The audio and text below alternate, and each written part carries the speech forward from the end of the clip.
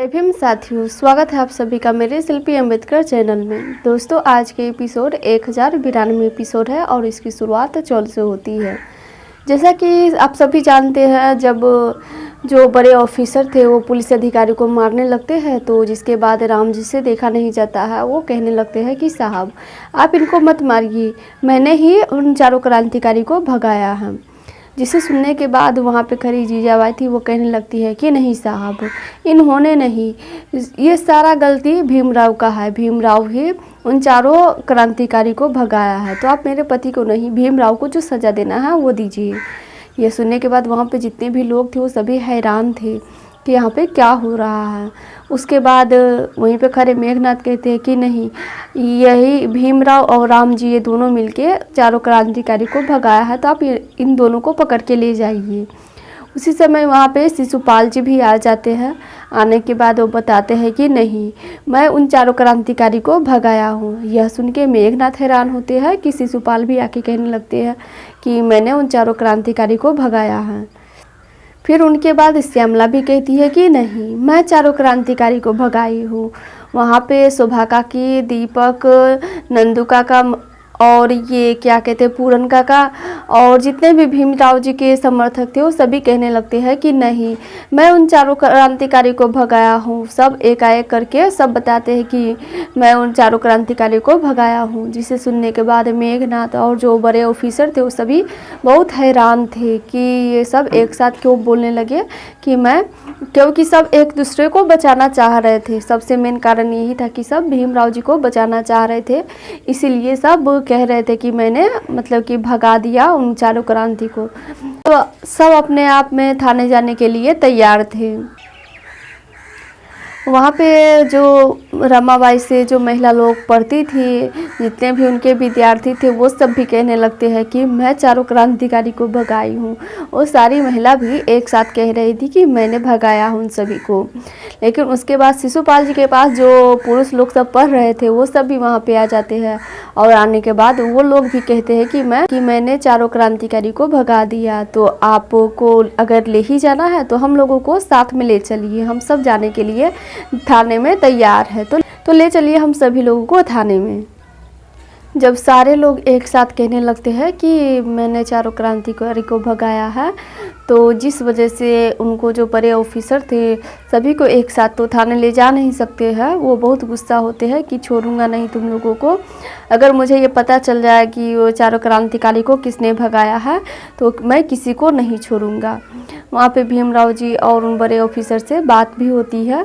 जिसके बाद वहाँ पे जो पहले पुलिस अधिकारी थे वो कहने लगते हैं कि साहब, जितने भी यहाँ पे लोग कह रहे हैं कि मैंने क्रांतिकारी को भगाया है, लेकिन मैंने इन सभी में से किसी को भी नहीं देखे है कि ये लोग क्रांतिकारी को भगाया है, इसीलिए आप इन लोगों को गिरफ्तार नहीं कर सकते हैं। गवाह के तौर पे बोल रहा हूँ, इन्होंने नहीं भगाया है।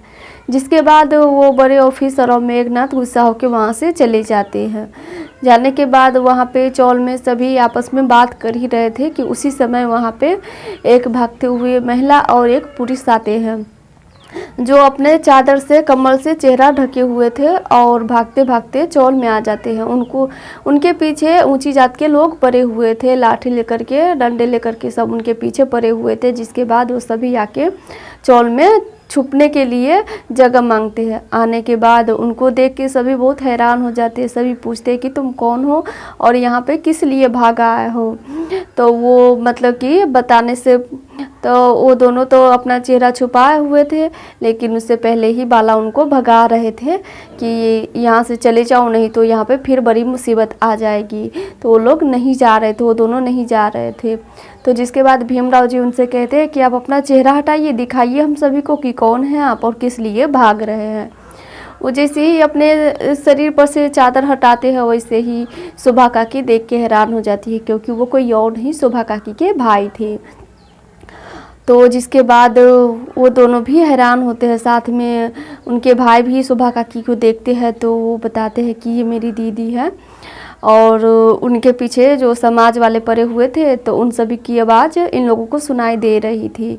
तो इनके जो शोभा काकी के भाई थे वो बहुत रो रहे थे कि आप लोगों मुझे छुपा लीजिए, नहीं तो ये लोग मुझे मार डालेंगे, मुझे छोड़ेंगे नहीं, इसलिए जल्दी जल्दी से आप लोग मुझे छुपा दीजिए। वहाँ पे भीमराव जी के जो विरोधी थे वो सभी उनको ज़बरदस्ती वहाँ से निकालने लगते हैं कि अगर तुम यहाँ पे रहोगे तो हम सभी किसी न किसी मुसीबत में पड़ सकते हैं। तो इसीलिए सब ज़बरदस्ती उनको वहाँ से भगाने लगते हैं। लेकिन फिर भी शोभा काकी के भाई वहाँ पे रुकते हैं और भीमराव जी से कहते हैं कि भीमराव, मैंने तुम्हारे बारे में बहुत सुना हो, तुम ही मुझे बचा सकते हो ऊँची जात से, तो इसीलिए मुझे अपने पास रख लो और मैं चाहता हूँ कि तुम मुझे बचा लो। भीमराव जी उन दोनों से पूछते हैं कि पहले तो आप दोनों ये बताइए कि आप दोनों के पीछे ये लोग ऊंची जात के लोग क्यों पड़े हुए हैं, तो तभी मैं आप लोगों को बचा सकता हूँ। तो शोभा काकी के भाई कहते हैं कि मैं इनको देख रही हो, ये ऊंची जात के लड़की है और मैंने इनके साथ प्रेम विवाह किया है। हम दोनों एक साथ प्रेम करते थे, इसीलिए हम दोनों ने शादी कर ली। लेकिन हम दोनों के प्रेम पे जात का समीकरण भारी पड़ रहा है, समझ में नहीं आ रहा कि क्या करें। हम बहुत दिनों से भाग रहे हैं, अगर हम पकड़े गए तो ये ऊंची जात के लोग हमें मार डालेंगे। उसी समय वहाँ पे जितने भी ऊंची जात के लोग थे वो सभी आ जाते हैं। आने के बाद वो चौल वाले को धमकी दे रहे थे कि तुम लोग मुझे इनको हवाले कर दो, नहीं तो मैं तुम लोगों को भी नहीं छोड़ूंगा, और नहीं होगा ऐसा होगा तो हम लोग चौल में आग लगा देंगे। क्योंकि जितने भी लोग थे ना सभी मसाल लिए खड़े थे।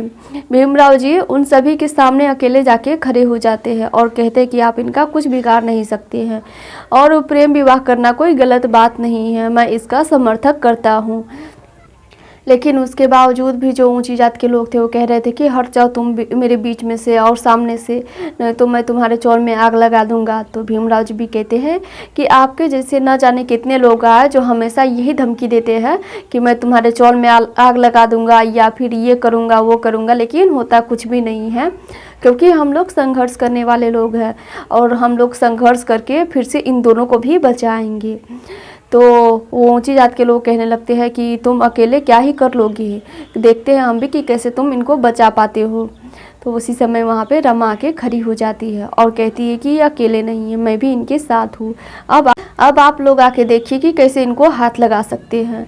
उसके बावजूद भी वहाँ पे बहस होती है और जो ऊंची जात के समाज के लोग थे वो सभी आगे बढ़ने लगते हैं उनको पकड़ने के लिए। लेकिन उसी समय पूरन काका एक ऊंची जात के आदमी पे तलवार गर्दन पे लगा देते हैं, जिसके बाद वो सब डर जाते हैं। लेकिन डर तो जाते हैं, साथ में बहुत गुस्सा भी थे। वो उस समय भी कहते हैं कि हम छोड़ेंगे नहीं। पूरन काका उन सबसे कहते हैं कि अभी पीछे हटिए, चले जाइए यहाँ से, नहीं तो ठीक नहीं होगा और हम इन दोनों के लिए लड़ेंगे। भीमराव जी भी कहते हैं कि हम इन दोनों के लिए लड़ेंगे, इसीलिए आप लोग चले जाइए यहाँ से, जो होगा हम कल देखेंगे, कल सुबह में बात करेंगे। जिसके बावजूद भी वो सब नहीं जा रहे थे। तो पूरन काका कहते हैं कि अगर आप लोग नहीं जाइएगा तो मैं इनको जान से मार दूंगा, जिस वजह से वो लोग जाने के लिए तैयार हो जाते हैं। उसी समय भीमराव जी उनको रोक के कहते हैं कि आप अपने समाज के एक आदमी को रोकने के लिए, उनकी जान बचाने के लिए आप लोग पीछे हट गए, तो क्या आप अपनी बेटी की ज़िंदगी बचाने के लिए पीछे नहीं हट सकते हैं या फिर अपने समाज वालों को नहीं समझा सकते हैं। तो जो उनके पिता थे वो कहने लगते हैं कि ये जो काम की है वो शर्मनाक काम है, इससे हम लोगों का इज्जत चला गया, और भी कुछ कह रहे थे कि ये सब नहीं करना चाहिए, ये गंदगी है, इस समाज में ये गंदगी पैदा करने वाली चीज़ है, इसका हम लोग समर्थन नहीं करते हैं। तो जिसके बाद भीमराव जी कहते हैं कि आप लोग चले जाइए, हम कल सुबह में बात करेंगे। जिसके बाद वो सभी वहाँ से चले जाते हैं। उनके जाने के बाद वहाँ पे जितने भी भीमराव जी के विरोधी थे वो सभी शोभा काकी के भाई को डांट रहे थे, कह रहे थे कि अब फिर से एक और नया मुसीबत शुरू हो गया, अब जो भी आएंगे हम लोगों पे खतरा ही है, क्योंकि जब तक तुम लोग चौल में रहोगे तब तक हमेशा कुछ न कुछ होते रहेगा। तो उस समय भीमराव जी कहते हैं कि हम इनका साथ देंगे, हम इनके लिए भी लड़ेंगे, संघर्ष हम इनके लिए भी करेंगे, क्योंकि अब तक तो हम संघर्ष ही करते आए हैं और फिर ये जाएंगे कहाँ, हम नहीं इनका साथ देंगे तो, क्योंकि ये हमारे समाज के लोग हैं। जिसके बाद सभी अपने अपने घर में चले जाते हैं। उसके बाद सुबह होती है तो वो दोनों फिर से बैठ के रो रहे थे।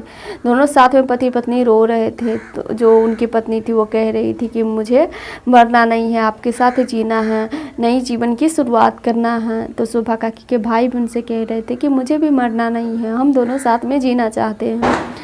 तो उसी समय वहाँ पे शोभा काकी पुणे के टिकट लेके आ जाती है ट्रेन का और उनसे कहती है कि लो ये टिकट और यहाँ से चले जाओ बुआ के पास, तुम बुआ के पास ही रहना। तो शोभा काकी के भाई बताते हैं कि दीदी मैं कई दिनों से भाग रहा हूँ, भाग भाग कर मैं यहाँ आया हूँ, फिर अब यहाँ से भागकर मैं कहाँ जाऊँगा। तो शोभा काकी कहती है कि तुम कहीं भी जाओ लेकिन इस चौल में मत रहो, नहीं तो इस चौल वाले को भी खतरा है और कुछ भी होगा तो सभी तुमको परेशान करेंगे, ये मुझे अच्छा नहीं लगेगा, इसीलिए तुम यहाँ से चले जाओ। उसी समय वहाँ पे भीमराव जी आते हैं और शोभा काकी को समझाते हैं कि काकी आप ये क्या कर रही है, ये भाग करके फिर कहाँ जाएंगी, इतने दिनों से ये भाग रहे हैं और हम लोग इनका साथ नहीं देंगे तो फिर कौन देंगे। आज से मैं इनके लिए भी लड़ूंगा, इनको भी मैं न्याय दिलाऊंगा। तो शोभा काकी भीम को डांटने लगती है कि भीम तुम कैसी बातें कर रहे हो। उसके बावजूद भी भीमराव कहते हैं कि नहीं शोभा काकी, मैं आज से इनके लिए लड़ूंगा और मैं ये पूरे वादा के साथ कह रहा हूँ, मेरी जान चला जाए तो चला जाए, इन दोनों को मैं कुछ भी नहीं होने दूंगा। यह सुन के शोभा काकी रमा को आवाज़ लगाती है। रमा जब आती है तो शोभा काकी कहती है कि समझाओ भीम को, ये कह रहा है कि ये मर जाएगा, वो भी मेरे भाई के लिए। तो रमा भी कहती है कि मैं क्या ही समझाऊँ काकी, आप तो इनको जानते ही हैं, मैं इनको कुछ भी समझा नहीं सकती हूँ। जिसके बाद सभी बहुत भावुक हो जाते हैं भीमराव के सोच पे और भीमराव जी उनके लिए लड़ने के लिए तैयार हो जाते हैं। दोस्तों आज के एपिसोड यहीं पे समाप्त हो जाती है। अब इससे आगे क्या होगा ये हम अगले एपिसोड में बताएंगे। तब तक के लिए जय भीम, फिर मिलेंगे एपिसोड के साथ।